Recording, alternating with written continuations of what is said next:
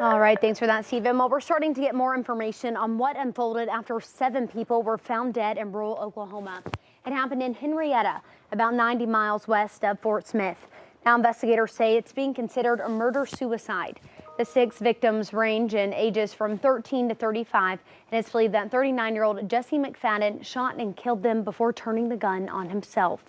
And there are questions about why McFadden was released early from prison in 2020 for another sexual crime.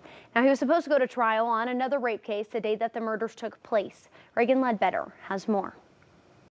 Jesse McFadden was set to go to trial on Monday morning for sending nude photos and having sexual conversations with a minor using a contraband cell phone while McFadden was still in prison.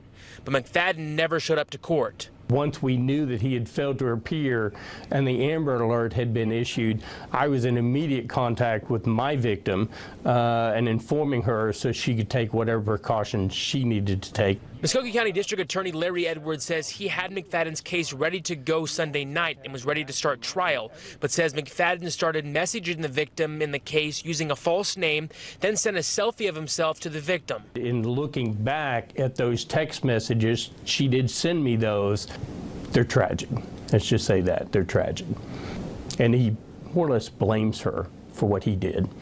And that's the part I really have a hard problem with, because she didn't do anything wrong. McFadden was convicted of rape in 2003 in Pittsburgh County and sentenced to 20 years in prison.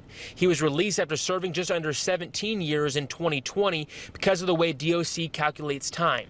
Prisoners on different levels can get different credits, like credits for good behavior, having a job while in prison, taking classes, and other things. It was an 85% crime, so he definitely was never going to get out before he served that.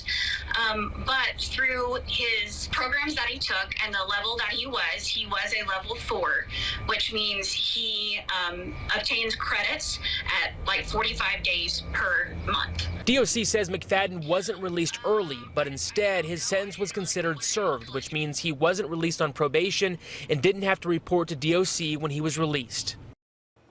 McFadden did have to register as a lifetime sex offender. He registered in Okmulgee County in May of last year.